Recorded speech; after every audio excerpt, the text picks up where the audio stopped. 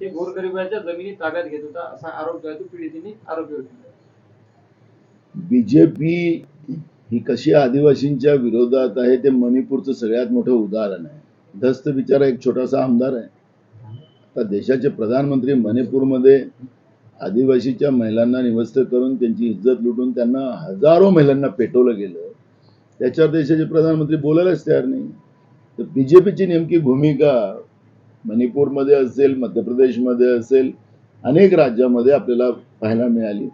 दलित, आदिवासी आणि मागासवर्गीयांवर कसा अन्याय करायचा ही भूमिका बीजेपीची राहिलेली आहे. तर धस हे त्याच लाईन मधले आहेत. त्यामुळे बीजेपीचा खरा चेहरा पुन्हा महाराष्ट्रामध्ये स्पष्ट झालेला आहे. नाना वो हिंदी में जानना चाहेंगे। जरांगे पाटिल ने अल्टीमेटम दिया है, कल का आखिरी दिन है और गाँव में नेताओं पे बंदी लगाई गई है गाँव में आने से, क्या कहेंगे आप? देखो, बीजेपी ने ये बीज बोया है तो बीजेपी ने ही इसका अब इस सवाल का जवाब देना है। लेकिन बीजेपी इसमें भाग रही है।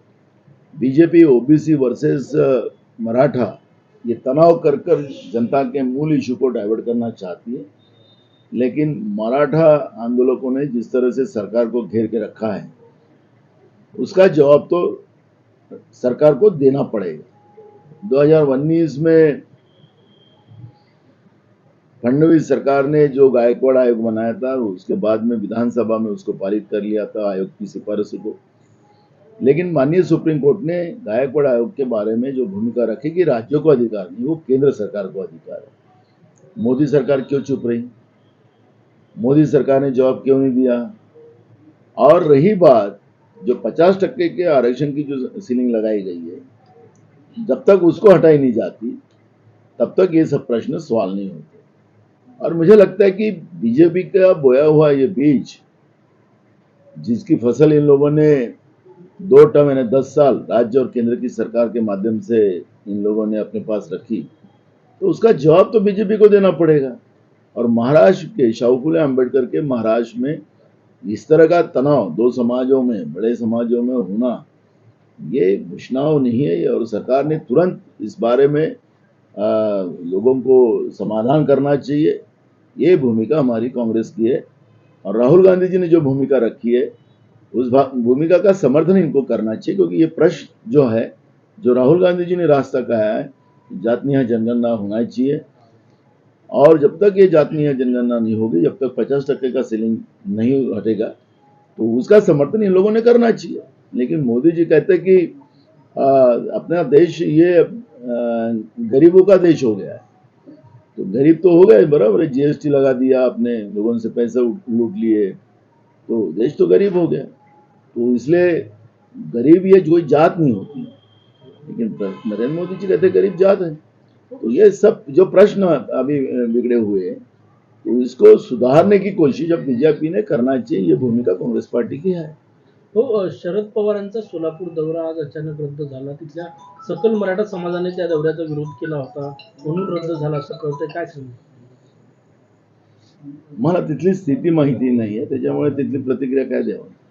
कुठेतरी चिन्ह गोठवल्याची भीती आहे, त्यामुळे जर शिंदेगडाकडे चिन्ह नसले तर ही निवडणूक भाजपच्या कमळावर लढण्याची सुद्धा प्रक्रिया सुरू असल्याची चर्चा सुरू झाली.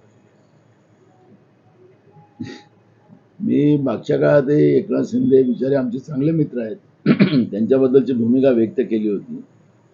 पुढं काय काय होते अजून तुम्ही बघा.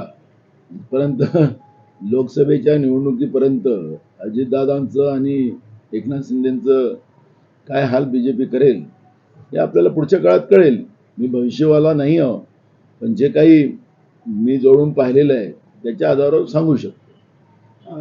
गाँवबंदी लगाई गई है सभी पार्टियों के नेताओं को, उस विषय पर क्या कहेंगे? देखो, लोकतांत्रिक व्यवस्था में वो करने के अधिकार लोगों के हैं, लेकिन जिन लोगों की गलती है उनके लिए होना चाहिए। कांग्रेस की भूमिका है कि, और जो हमारे नेता राहुल गांधी जी ने जो भूमिका रखी है उस आधार पर हम लोग ये जस्टिस दे सकते हैं और हम पूरी तरह उसको निभाएंगे। ये भूमिका कांग्रेस पार्टी की है।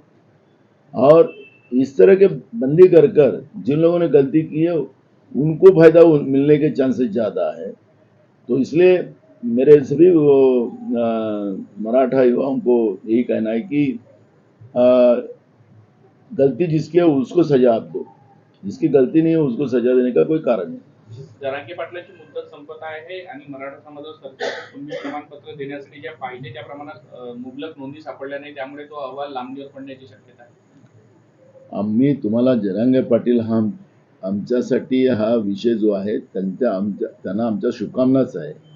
पण माझा मुद्दा एक एवढाच आहे, वारंवार आम्ही सांगतो की सरकारने याच्यातला मार्ग काढायचा. कारण यांनी शब्द दिला होता धनगरांना आरक्षणाचं, अल्बांना आरक्षणाचं, गोऱ्यांना आरक्षणाचं आणि मराठ्यांना आरक्षणाचा यांनी शब्द दिला होता. शब्द यांनी पूर्ण करावा, आमची हेच मागणी आहे बीजेपीला.